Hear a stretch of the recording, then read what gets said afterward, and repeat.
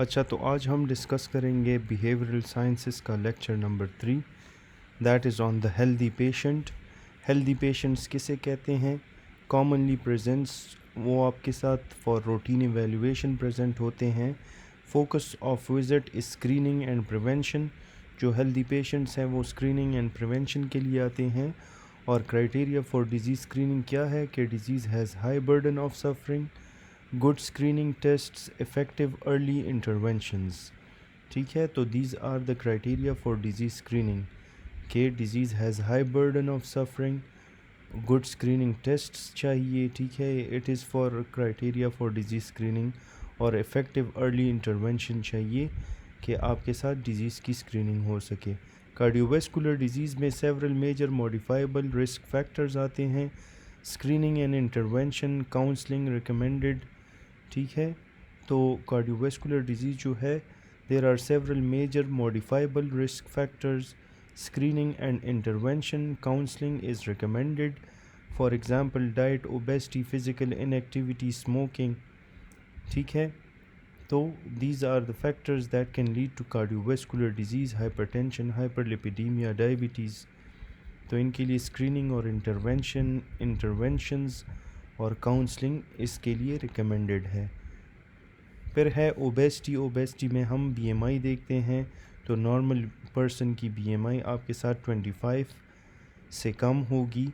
Overweight अगर एक patient है तो उसकी बीएमआई 25 to 29 होगी। मोर देन 30 है तो दैट इज़ ओबीस, और 32-33 से भी ज़्यादा है तो दैट इज़ मॉर्बिडिटली ओबीस। ओबेसिटी में बिहेवियरल मॉडिफिकेशन आप कर सकते हो, which is the main stay of treatment. ये आपके साथ long term changes in eating habits और एक्टिविटी में आपने लॉन्ग टर्म चेंजेस करने होंगे, तो this is the main treatment of obesity. Drugs भी इसके लिए यूज़ हो सकते हैं, rarely effective. For example orlistat, आजकल एक दूसरा एंटी डायबिटिक है वो भी ओबेसिटी के लिए यूज़ होता है, ओजेम्पिक। तो it can also treat obesity, anti diabetic drug है। और ऑर्लिस्टैट इनहिबिट पैंक्रियाटिक लाइपेज। फिर है ओबेसिटी में बेरिएट्रिक सर्जरी आती है, वो भी आप कर सकते हो। बेरिएट्रिक सर्जरी में आप फैट वगैरह रिमूव करते हो। Restrict amount of food stomach can hold, इसमें पार्शल गैस्ट्रेक्टमी भी होती है, आप हाफ ऑफ द स्टमक को कट कर देते हो। Often leads to significant sustained weight loss, shown to reduce limit obesity complication, obesity के कम्प्लिकेशन को रिड्यूस कर सकता है। बीएमआई मोर देन 40 हो तब आप बेरिएट्रिक सर्जरी कर सकते हो, या बीएमआई 35 to 40 हो विद कोमॉर्बिडिटीज़, तो उसमें भी आप बेरिएट्रिक सर्जरी कर सकते हो। कार्डियोवैस्कुलर डिजीज़ में अनक्लियर बेनिफिट्स में क्या आता है कि aspirin is used for primary prevention, routine ECG करते हो, C reactive protein, carotid artery intima media thickness देखते हो, coronary artery calcification by CT scan, homocysteine और लाइपोप्रोटीन ए आप देखते हो to detect the cardiovascular health. Cancer के general measures जो है, तो उसमें फिज़िकली एक्टिविटी चाहिए, maintaining a healthy weight, healthy diet, avoid smoking, limit alcohol consumption, avoid sexually transmitted infections और अवॉइड एक्सेस सन।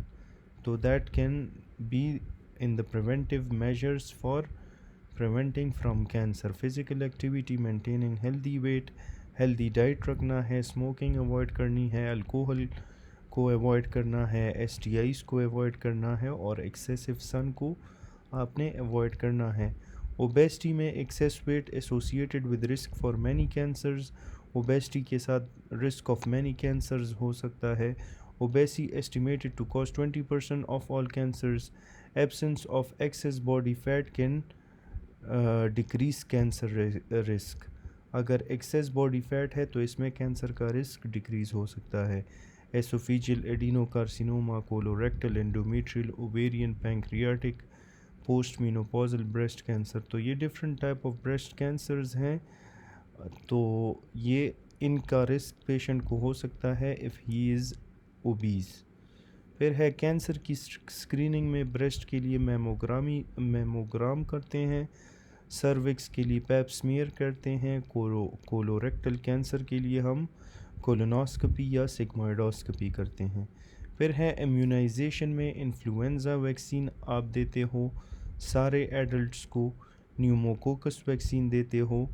अगर पेशेंट की एज आपके साथ लेस देन 64 इयर्स ओल्ड है और उसको हाई रिस्क है।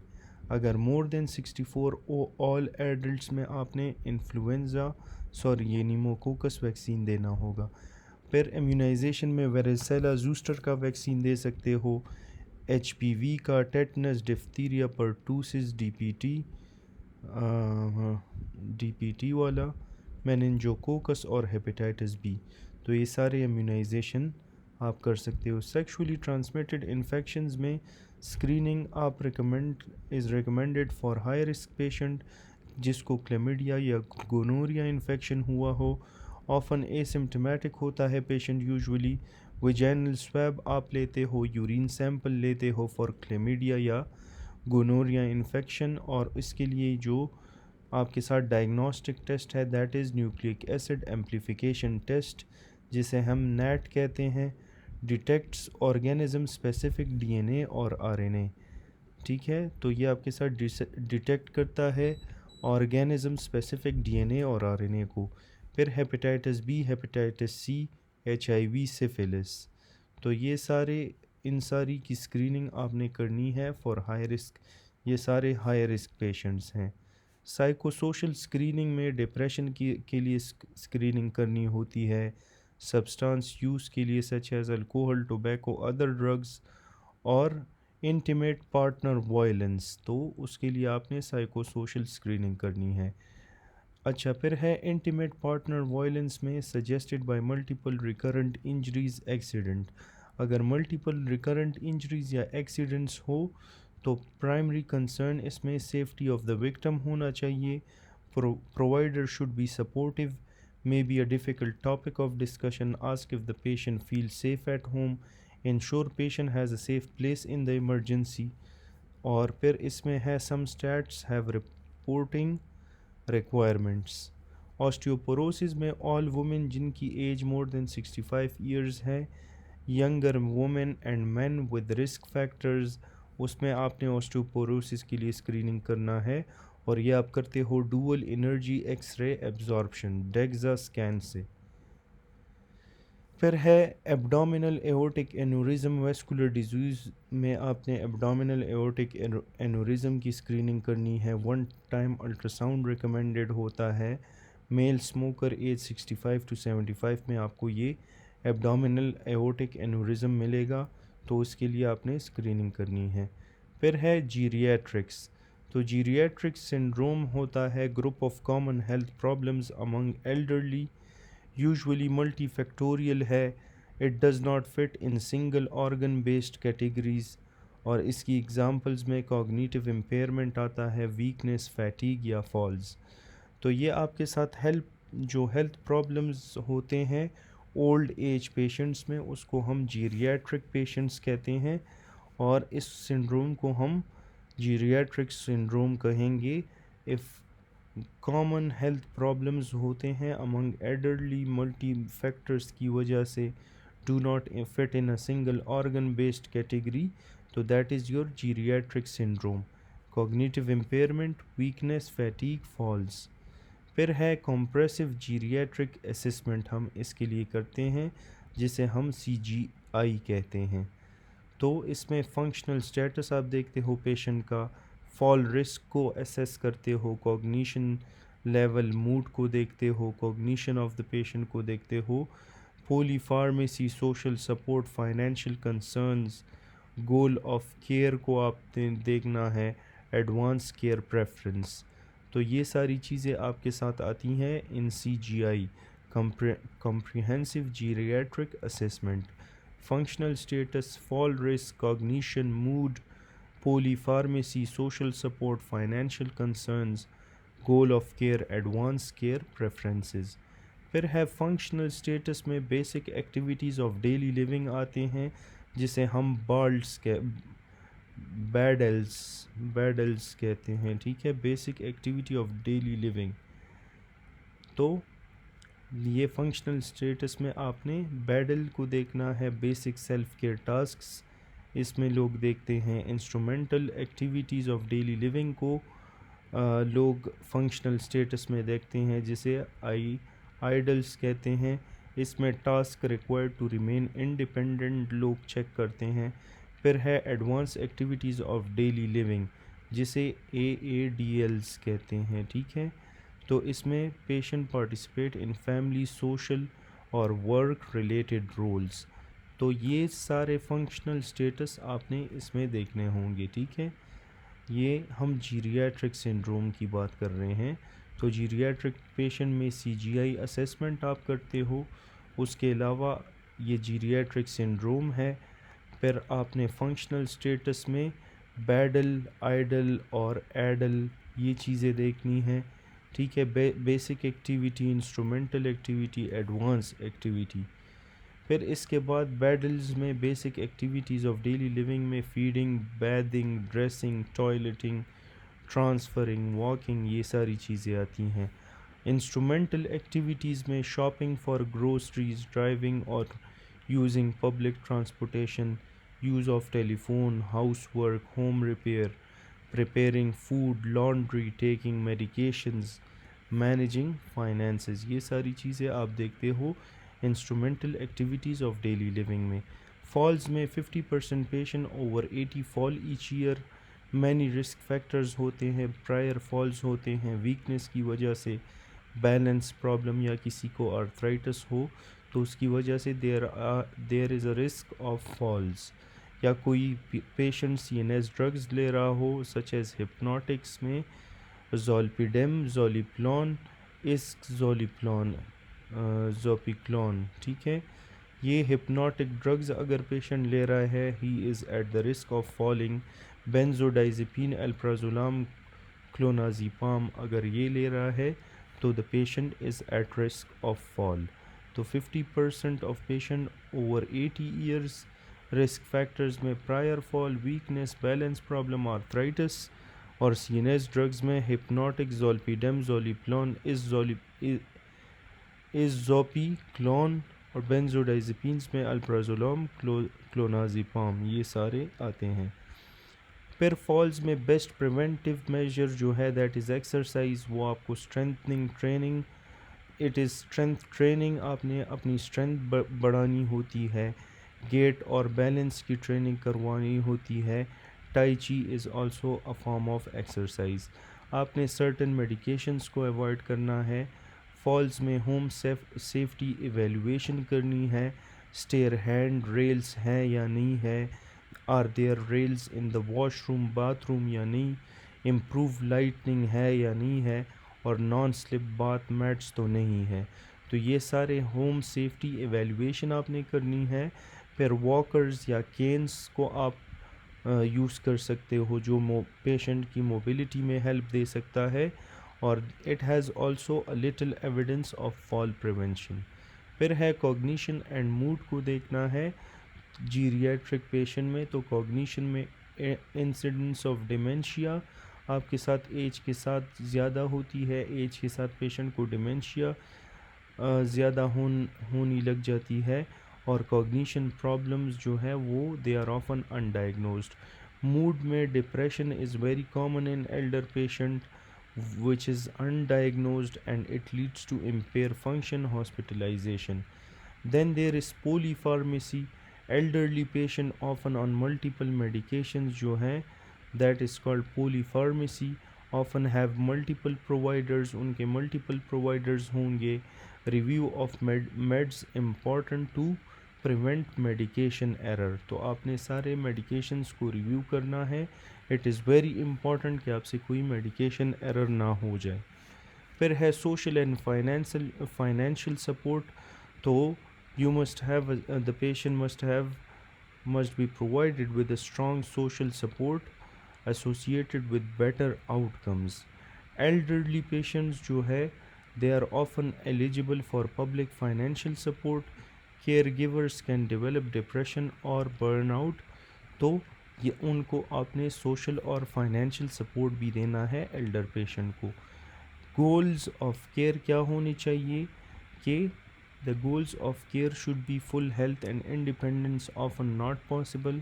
The goal of care, what is the most important? Living at home, meeting with friends, attend family gatherings, walking without a walker.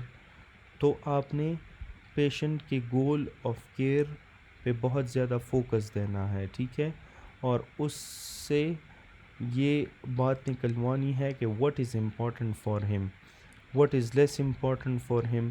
Patient very in what they value और care guided to patient desires. आपने patient के desires के मुताबिक उनको care provide करनी है.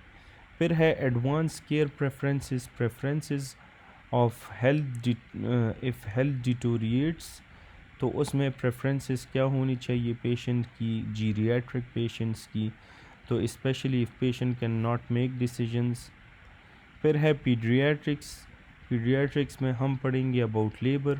Regular uterine contractions होती है, progressive dilation and effacement of cervix आपको नज़र आएगा, and descent and expulsion of fetus आपको नज़र आएगा. इन लेबर आपके साथ जो चाइल्ड बर्थ होता है, पहले यूट्राइन कॉन्ट्रैक्शन होगी, फिर उसके बाद डायलेशन होती है और इफेसमेंट ऑफ यूट्रस हो जाती है, और फिर उसके बाद बेबी का descent and expulsion of the fetus शुरू हो जाता है.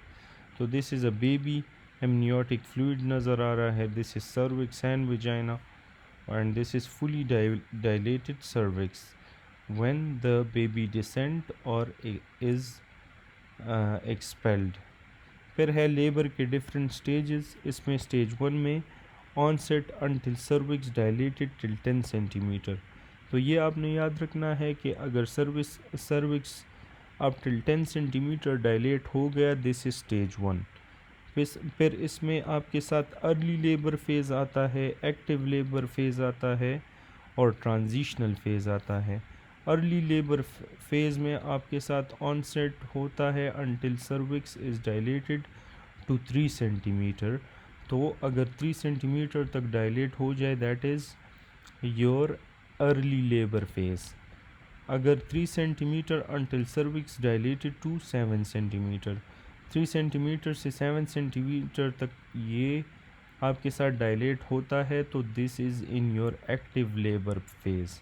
फिर ट्रांजिशन फेज़ में 7 centimetre, the cervix fully dilated to 10 centimetre. तो 3 सेंटीमीटर तक अर्ली, 7 तक एक्टिव और 10 तक ट्रांजिशनल फेज़. ये सारे आपके साथ स्टेज 1 में आते हैं, जहाँ पे आपके साथ सर्विक्स डायलेट होता है अप टू 10 सेंटीमीटर. स्टेज 2 में डिलीवरी ऑफ द बेबी होती है, और स्टेज 3 में आपके साथ डिलीवरी ऑफ द प्लेसेंटा आपको नज़र आएगी. तो these are different stages of labour, ठीक है. प्रेजेंटेशन ऑफ हेड, पहले हेड निकलता है, rotation and delivery of the anterior shoulder, delivery of the posterior shoulder, delivery of the lower body and umbilical cord. फिर placenta detaches and exits through the vagina. तो these are the different stages of labor. Baby childbirth में आपने Apgar score देखना है. Assigned to children at the time of birth, ये 10 का score होता है. असिस्ट एट 1 and 5 minutes, आपने फर्स्ट मिनट में एबगार स्कोर देखना है, और 5 मिनट्स आफ्टर बर्थ आपने एबगार स्कोर देखना है. Score of 0, 1, 2 for the following. अच्छा, सारों में, हार्ट रेट में, रेस्पायरेटरी एफर्ट में, मसल टोन में, रिफ्लेक्स इरेटेबिलिटी में, कलर में, इन सारों में आपको 0, 1, 2 का स्कोर नज़र आएगा. तो 0, 1, 2 के मुताबिक आपने स्कोरिंग करनी है. अगर पेशेंट का स्कोर जो नॉर्मल पेशेंट होगा, उसमें आपको एबगार स्कोर फुल मिलेगा 10/10. न्यू बॉर्न्स जो 90% न्यू बॉर्न्स हैं, उनका स्कोर आपको 7 to 10 मिलता है. फिर अगर आपके साथ 7 से स्कोर लेस है, तो उसमें आपको फर्दर एवेल्यूएशन की ज़रूरत होगी. ये आपको इन्होंने एबगार स्कोर दिया है. You can pause the video here and read this for your self.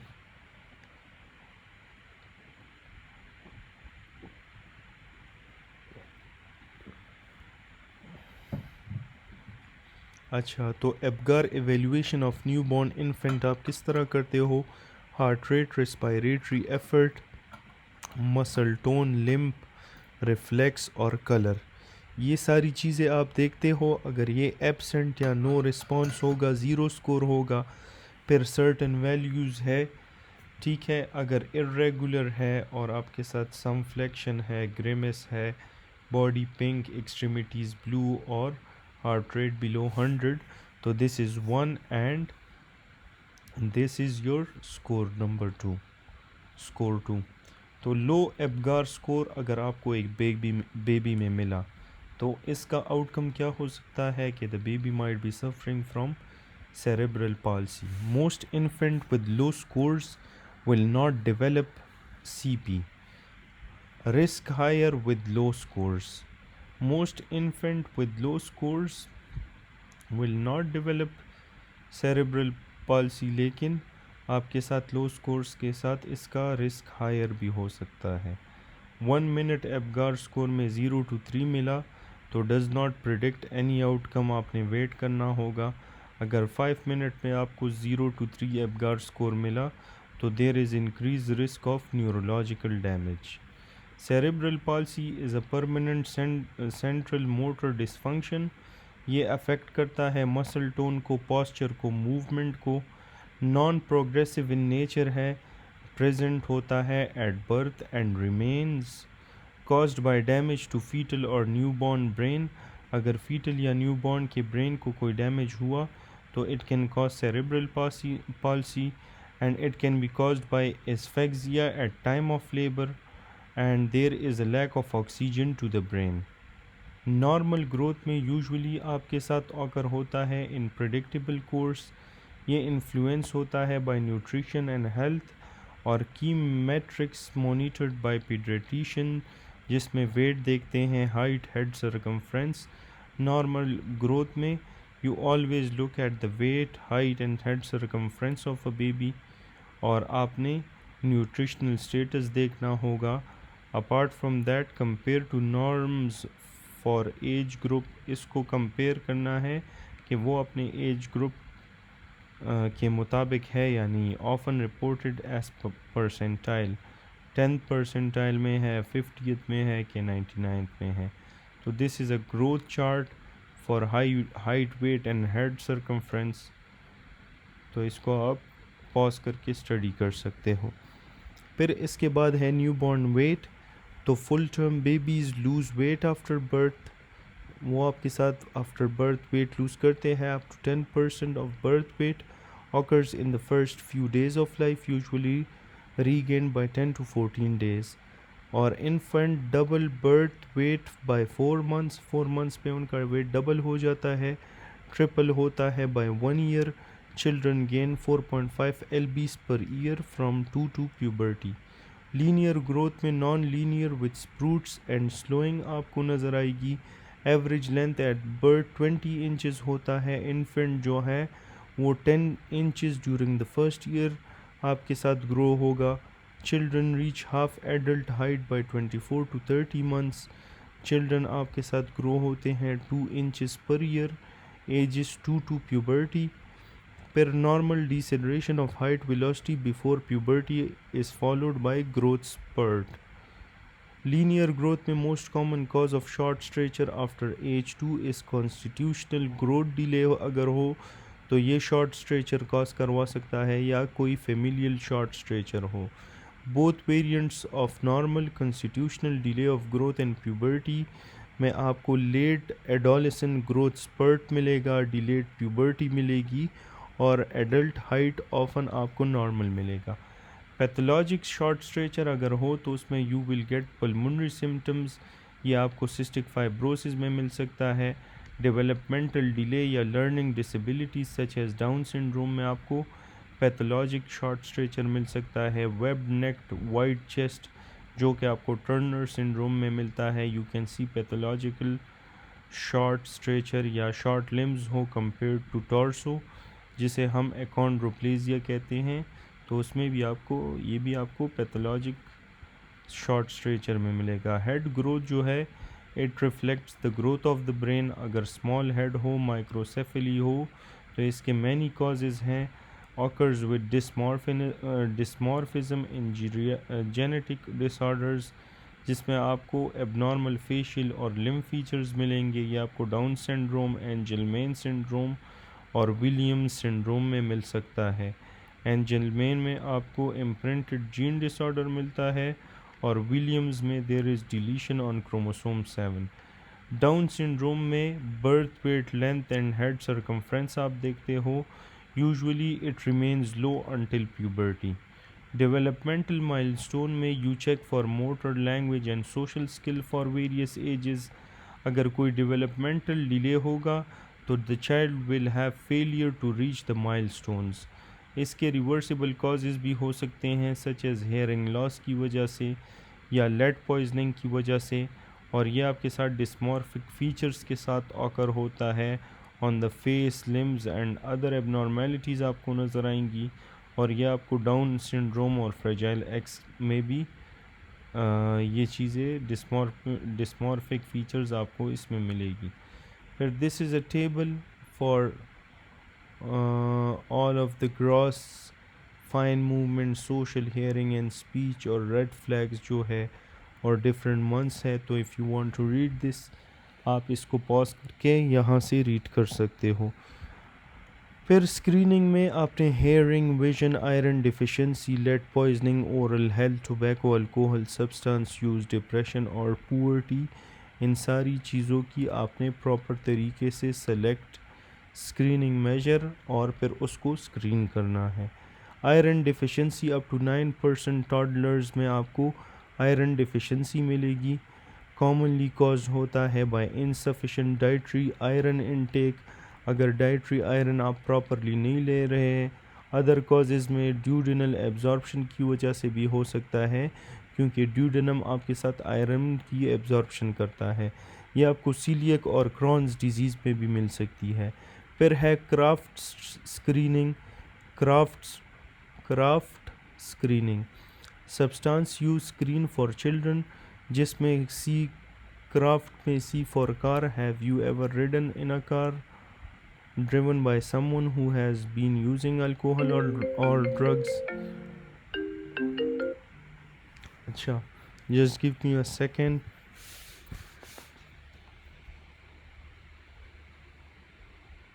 Hello,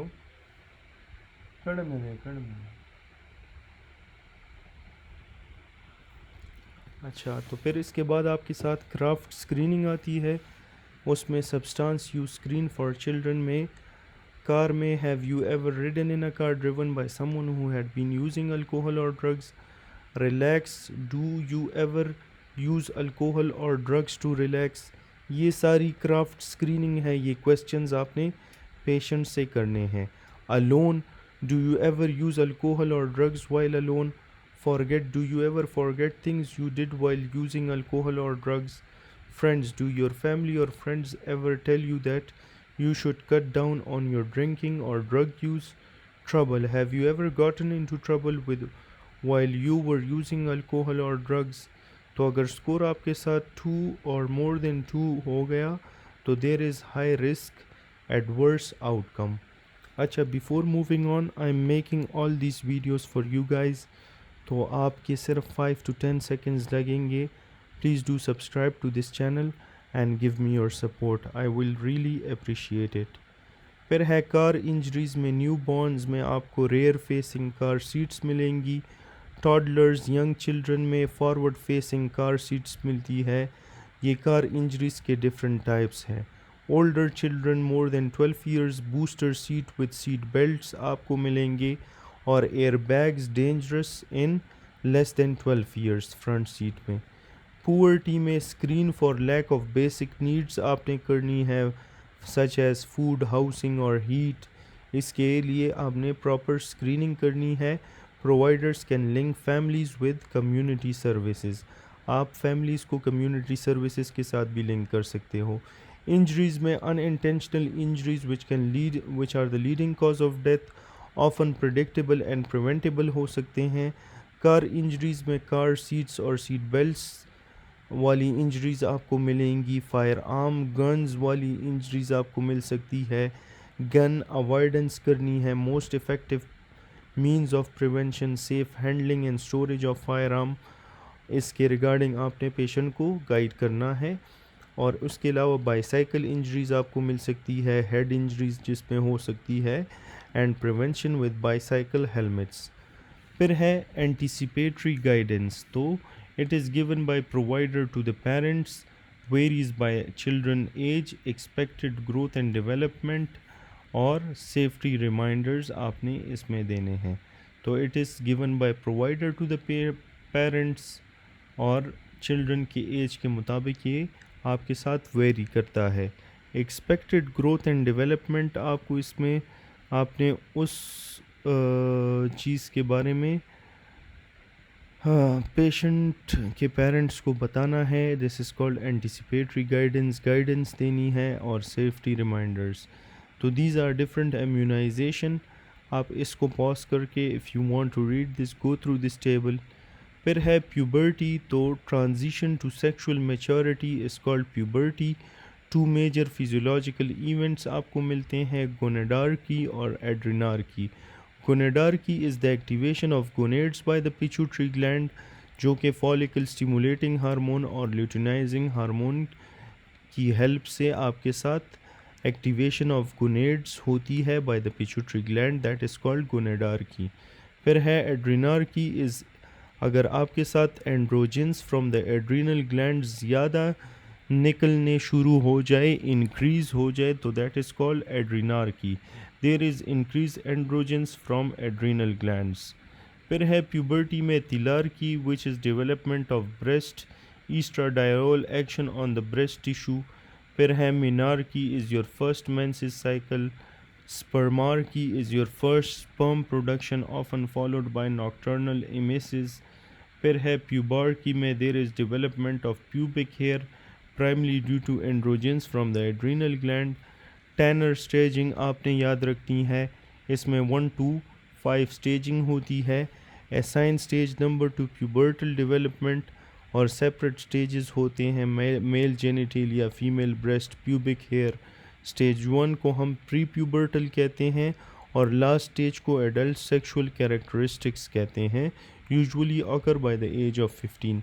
तो ये डिफरेंट टैनर स्टेजिंग है, ठीक है। पीनस की साइज़ स्लोली आपके साथ इसमें इंक्रीज़ हुए हैं और हेयर्स आए हैं, और ये रिगार्डिंग द ब्रेस्ट हैं, ठीक है। These are regarding the breast and these are regarding the vaginal hairs, ठीक है, या ग्रॉइन हेयर्स।